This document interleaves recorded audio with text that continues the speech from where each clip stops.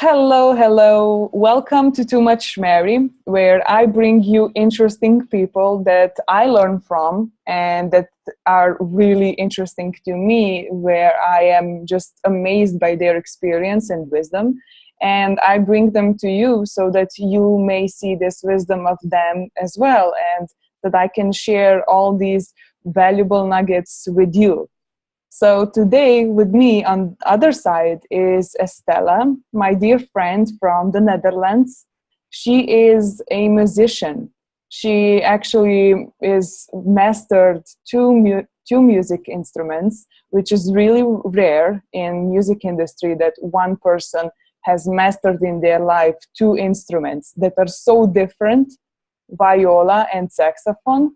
And she is just mastering it, traveling, and just playing in orchestras and also teaching other kids and youth how to play music and how to play these instruments. But having a conversation with her, we met this summer, last summer. She came to Slovenia to one of the events that we were really loving.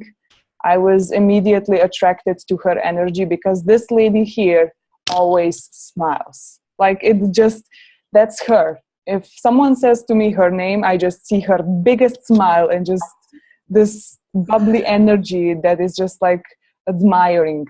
And yeah, behind all of that is that what I learned when we had a conversation, behind all of that is a lot of willingness, a lot of mindset stuff going on. So we're gonna dig deep into that today. So Estella, welcome. I'm just gonna let you speak a few words about yourself. Have I left something out? Thank you, Mary. Well, I'm very excited about this talk, and yeah, let's see where do we go. Okay. Okay. I'm just happy that you're here with me today. I am truly blessed that you took your time. I know it's been a busy 10 days for you. She's been to Mallorca and she's been playing in orchestra, having like these long hours of practices, but she just is pleased by the result at the end. So I know that all the hard work for her is also pleasure. um, yeah, I just wanted to dig straight into something that really is the most fascinating about you. I don't know a lot about music. Like I've never been the music type. I've always been more into sports, more into books, that type of person, but not really into music. So what surprised me the most is when I heard her saying that that she plays two instruments, and I asked her what is the story behind that. So I would really love it if you could just kind of explain like the short version of the story that's been behind why are you playing two instruments, why have you decided to master two of them when you know it's in the music world, the music industry, it is like impossible. So I would love for you to explain why are you doing that, like what has been your driver to do these two instruments instead of just one and sticking to it. So, why I play two instruments? Very interesting question. I don't really know, but I know. So, one instrument that is a saxophone, I chose it myself. I once heard someone playing that was actually a beginner, and I guess was not that good, but I was amazed by the sound. And I was very insistent, persistent, stubborn, asking to play. And finally, my parents decided, okay, you want to play, we go for it. So I went to school, music school, and that was great. And after 3 years, um, they built a conservatory in my city. I was living, and well, I went into the test and the process to go in, and I passed, but there were not saxophone teachers available. So in that position, after all the process, my mom said, well, just choose one of the instruments that they offer. And long story short, I chose viola, but I didn't know what viola was. And my mom just said, it's like a violin, but nicer. And that sounds good to me. Like, okay, let's go for it. So I ended in the conservatory, playing the two instruments, and my mom told me by then, don't worry that once you are in, for sure it's much easier to go with the saxophone. Well, that is what happened actually 1 year after, I think was that. It was a saxophone teacher. And then I just kept the studies, were 10 years in that conservatory. And eventually I had to go to the next phase, to another conservatory. And well, I was fine with the two instruments, right? So yeah, by my surprise, I passed the entrance exam, which I didn't expect it. So I kept doing it. And yeah, I see that they're very different worlds. The saxophone is very introvert world. Actually, it's a bit even freak world. You know, it's only about saxophones or saxophone and piano or saxophone alone. But the viola is always in larger groups. You have orchestras, which I love, and of course more chamber music mixed with more instruments. Um, so I see myself that these two instruments somehow represents myself. One is my inner voice and the other one is my outer voice. So one is more like who I really am, no, so to say, and the other one it's more like society-wise, no. Even I mean that is a viola, for instance. My man chose it for me, and I just was like, yeah, it's cool. I like it, you know. And yeah, and then well, as you said, I just finished one master, and in 3 weeks' time, I will be finishing the second one. And yeah, I think it's all about mindset. Actually, it's all about. For me, has been a process of knowing myself, of accepting myself as a whole through the music. And yeah, I guess because I love music, so I just use two vehicles, two instruments to know myself. Yeah.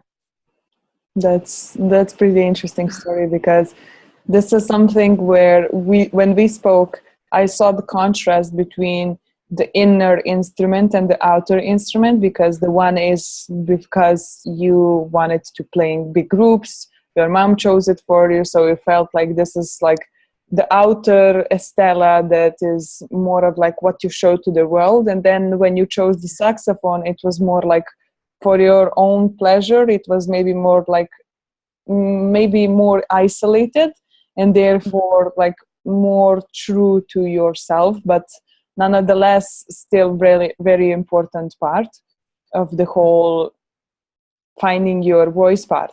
So it is interesting for me to see that musicians, like I always kind of knew, okay, musicians express themselves through music, but I didn't know that. What I was really amazed by when you said, like, when you play the saxophone, you play in a different way than when you play with viola. And if you recall this conversation, I asked you, like, is there a difference between how you play these two instruments? Is there like a different tone that you have when you play the saxophone or viola, or is it the same? So would you say that when you're playing saxophone, it's more like it's different music because it's more like calm and more inner and more like by yourself? It's different than when you're playing viola and with groups of people and it's more cheerful. Would you say there's like a different tone to these two instruments? Well, I would say that actually both of them are very similar in terms of darkness, in terms of melancholy. They are very melancholic instruments, both of them. And I would say that from outside, as an audience, it's not really audible if what I just said to you, you know? I mean, when I'm playing the two instruments, I'm just professional, so to say. So when I have to play a happy music or a sad music or fast or slow, I just do it, you know, by the skills, you know, that I've learned in those years. But what is really true is what is inside. So it's what is the process to get into the performance. So for instance, in the practice, in the process of practice of mastering the piece, my way of approaching is different. Mm-hmm. So that is something that is very personal. I don't know if it happened with every musician, or I guess every musician, every artist has his or her own way of getting ready. Mm-hmm. So for me, the part of getting ready is different from one instrument to another. Mm-hmm. And so one it's maybe more organic, and the other one I've learned how to be organic. Mm-hmm. That I think is what is more different to me. But it's something that, as I said, is very personal. I don't think that from outside, so no, like as a public, you can notice that. Mm. I hope Yeah. not. Yeah, well, you're doing pretty good, so I bet they're not noticing the small things. But That's yeah. why I hope. But no, I heard your play. You posted a video once on Facebook, I think, and Yes. it is beautiful. So, as far as my unobservant music mind ears, for me, every music is kind of like, if it's not screeching and if it's not like pounding, it's okay, it works. So I wouldn't know the difference, but it is interesting to see how much work and how many things are behind that sound that comes out, that we hear, that comes so effortlessly. How Exactly. That sometimes is what I mean. music is like, it just flows and we hear it as effortlessly, but there is a lot of effort that goes into it, in fact, Yes. more than in anything we do in life, like mastering the part of making a sound, and that small pieces of quietness that makes a music, that's like art in itself, and there is a lot of work behind that. Yeah, So absolutely. yeah, I would just like to ask you, how was your journey to deciding to play a second instrument? Because you already mastered one and you were great with it, and you were on your way to become this amazing musician with viola, right? Viola was first. Okay, yeah. Saxophone. The saxophone. Okay, so saxophone was first, and then okay. And how did you like choose, like was there a lot of mindset that had to go into it? Because do you know a lot of musicians that master two instruments? Do you know a lot of them? No So one. how would you like yeah, okay, so how did you, what did it take for you to decide, okay, this is possible for me, even though I don't know anyone that does that, but this is possible for me? What was that process of you choosing to do something that was considered like, why would you do that in music? Well, like, why would you do that? Like, why not stick to one instrument and master that to like fullness, Mhm. how what was that process? Were there a lot of doubts? Were there a lot of critics from outside, people who were playing with you? Like, what did you go through? I'm really interested in that process, because I think that once a person sets their mind on something that is considered like, I haven't seen it, I don't know how it's done, but I'm gonna do it, it takes something, and I would love to know, what does it take? So, okay, I'm gonna try to answer because you ask a lot of things. So Okay, I'm sorry. I thought that's no, like, no, no, no. I just love it. I answer love to it. one of it. Like, I love it. I love it. So I know professional musicians that they master one instrument and they play as a hobby another one. okay. That I know, but I know no one who plays two instruments at professional level. Okay. That I don't know. Maybe there is someone. As far as I know, no one. Mm-hmm. So that was one thing. Second thing, so as I said, I started saxophone, and 3 years later, I started with the viola. And from that moment on, that I was 12 actually, I've been carrying parallel the two instruments.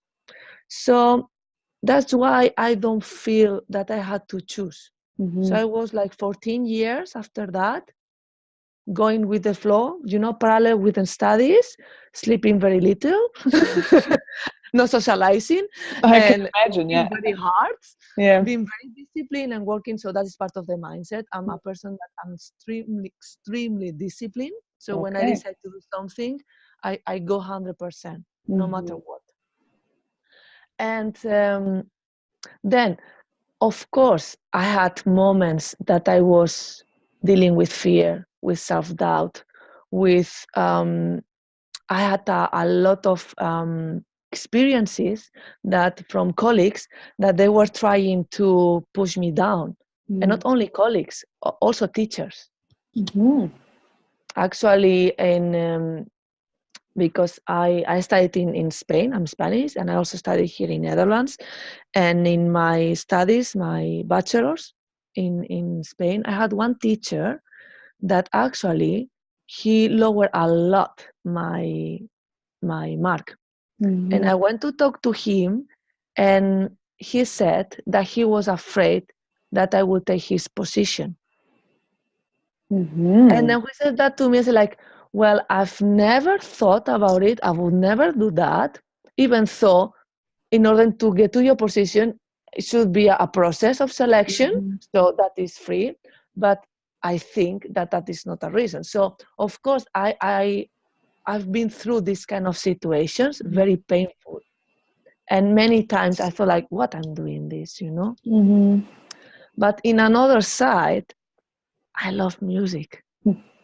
I just love it, And for me, it's fun. For me, it's, I can be practicing hours, and, trying to figure out, okay, yeah, this melody, how can I make it mine, How can I really get goosebumps with myself? Because when it happens with myself, then it goes to others, right? So I love doing that. So I guess all the pain was worth, because was somehow a therapy. That is the way I feel it, a therapy to know myself. That is what music means to me. So all the competition, all the long hours of practice, all the restless moments, all the hard work behind, all the non-approval, because of course I made a lot of auditions, a lot of things, and some went well, but others not. And when you work hard for something and you don't get the goal, that is frustrating. Of course it is. But there is always the passion.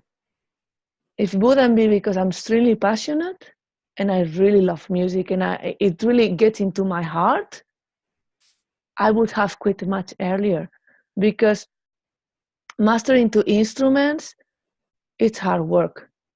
It means to, as a kid, when my colleagues of school, my mates were going to play, I was practicing and I was going to the conservatory, I had a lot of sacrifice, and I will do it again, because it what really makes me happy. Yeah.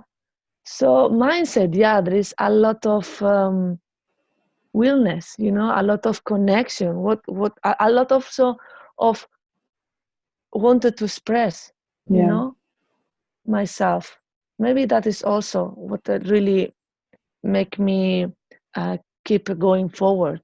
The will of I want to be heard, and I want to do it in a way that inspires. So you are doing that through music. You feel as if you're inspiring through music and just sharing your emotions with the world through the melody. I love that. Like, I always try my best to bring on people on these interviews where I see they are doing something that they love. So I have one criteria to bring people here. It's just that I see that they love what they do. Doesn't matter what it is, music, art, personal development, sexuality, whatever it is. But as long as I see someone loving what they do, I'm like, okay, you are a candidate. Like, I always am inspired by that, because I feel as if we as people, we are inspired when we see inspired. You know, you can't inspire people just by wanting to inspire them. You inspire people by being an example, because you are uplifted and loving what you do. You are uplifted by what you do, and that's how you share the energy. So it's not a lot, so it isn't much about what we say or what we do, but it's more around how we give out the energy when we are doing it, because we are energetic beings, you know. So if we're radiating this energy of well-being and love and excitement and inspiration and passion, people want to be with us. So, you know, it doesn't have to be a big thing. As long as you're enjoying yourself in whatever you're doing, people will look up to you. They will look to you and be inspired by your radiant energy. So I see that a lot in you, because whenever I see you speak about music, I never heard you say anything in a negative way, or like it's a burden, or I had to sacrifice a lot. There is no, you are not blaming music for anything, you know, because for you it is the best thing ever, you know. And I see, yeah. No, because thanks to music, I connect with my heart. You know, it has been always my way to express. Much before I started all my growth, you know, for instance, I deal a lot with anger. I had a lot of anger as a kid, but I remember that in those moments I was grabbing my instruments and I was, you know, in the room, and that was my healing process. So that's why I also see the instrument with inner and outer response, because for me it has been a therapy. Music for me is a therapy, and still is, and that's why what I love, and that's why I cannot just get blame it or get bored, because it goes through the moment I'm living. It's different every time because I'm different, even though I'm the same and in a different state, because my energy goes also, you know what I mean? Yeah. And it's just amazing. It's really, really, really amazing. Yeah. Like, by being so clear on what your obvious passion is and what you love doing, what would you say to someone who is still struggling and is trying to figure out what they're passionate about, what they are meant to do? You know, what would you say to someone who is kind of stuck in life and just trying all the things, but just not really sure where to look and what to try, not sure if they even have a passion? What would you say to a person like that? Because, you know, it would be easy for someone to say that you have it easy because you knew it all your life, that music is something that you want to do. But what would you say to someone who never had that direction, who still hasn't figured out what they want to do, like what they really love doing? What would be your tip? Like, how could they discover what they love doing? How could they step out and just say, okay, I'm gonna try this because I have a sense this is it? Like, what would you, do you have any advice or any words that you would share with them to just kind of point them, kind of advise them on how to find that thing in their life? Well, as you said, you know, when I was 9, music called to me, and from that moment on, I knew it. So yeah, I don't know if I'm the best person to give such an advice, but the first thing that comes to my mind is stop trying. I believe that everyone is passionate about something. So I would say, like, what is that thing or those things that you don't have to think about? That it just comes, you know, whenever in the mood that you are, in the state that you are, that you go to do that. Can be, yeah, I don't know, to go for a walk. It can be to pour with your cat. It can be to cook. It can be to read. It can be to talk with a friend. What is the thing that is effortless for you, that it doesn't take much thought to do? And I'm sure that must be very connected with what you are passionate or good at. Because passion, I have a lot of passion. Music is one of mine. I just decided it's going to be my profession as well. But something that you are good at, I already consider that is you are passionate about it, because it just takes not trying. It just get, I don't know how to say it. You just go for it because you feel good by doing it. Yeah, I don't that know. sounds great. Yeah, I was. That's exactly what. Yeah, I would like. I'm agreeing with that. Yeah, it is. It's something like it's not. Maybe it's right. Maybe it's wrong. Like I don't know. You don't know. But you know, this channel and these shares of people is always here just to not say, okay, this is right, this is wrong, but it's just to give different ways so that people can explore and see if it works for them, if it is right for them. So, you know, I always share in a way as if like it works for me. I just figured something works for me. You can try it out, see if it works for you as well. Because I think as long as we have different options and willingness to try, like it's gonna come to us, you know. So, but I do definitely feel you on that. It's not what I'm best at or what do I do best, but it is maybe that thing that comes with least resistance in life, you know. Exactly. What do I least resist? What comes the most effortlessly to me? Not what am I best with? What do I earn the most money with? What do I have best education on? What do I know from life? You know, just what do I do all the time? I like it or not, but what do I do most of my time? It's none of that. It's maybe just like stepping back and saying, okay, what comes most easy to me? What comes so effortlessly to me that to me it's like nothing special, but when other people see it, they can say, oh my God, like that's amazing that you can do that, you know? Yes.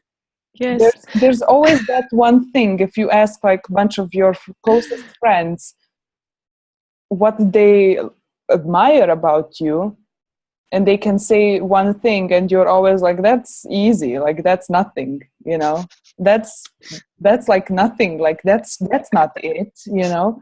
But usually it's exactly that one thing that you think it's meh, I'm doing that with my left hand half asleep, yeah, like it's easy, you know. And all the people around you look at it as like, oh my God, like you can do that, that's so cool. I bet that's the thing that is your thing, you know. Yes. And it You know, doesn't have to be this big blown up thing. It can be just simple. And you know, we have different things, and if we're pushing to something that we think we should be great at, it's just gonna be forcing and just resistance, you know. Whereas if we're just kind of letting go and just saying, okay, I can do this, this is easy and I'm enjoying it, and it's like not causing me stress and panic, like this is it, you know. Maybe that's the emotions to go for, right? Yeah. I was laughing because what you were saying, that actually I never thought, I never considered myself special by playing two instruments. And that's something that I always get from people like, wow, that's amazing. I'm like, it's normal. I've done all my life, you know? Because for me, it's easy. It's easy. I mean, it's easy.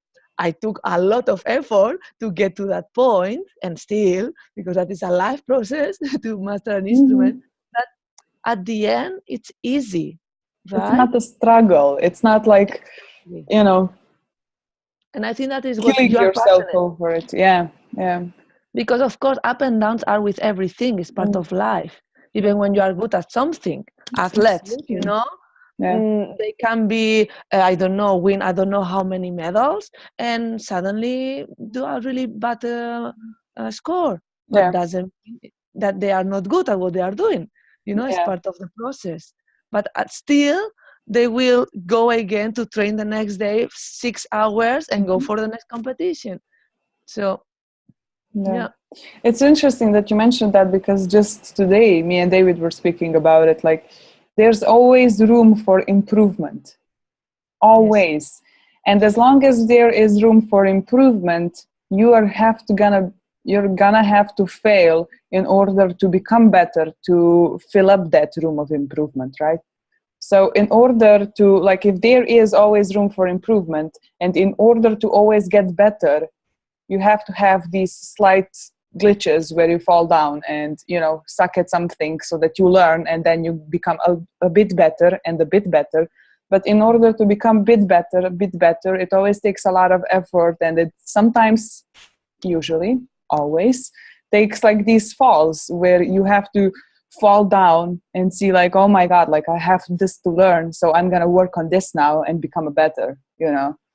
So as long as we're failing, it means that we're learning, and it means that we're becoming better, which is great news, because once we stop learning and improving, like we're dead, you know. Like we just stagnate and just become sad people, you know. If we stagnate and if we're not growing, there is no fulfillment in that place, you know. There is no joy in that place, there is no serenity in that place.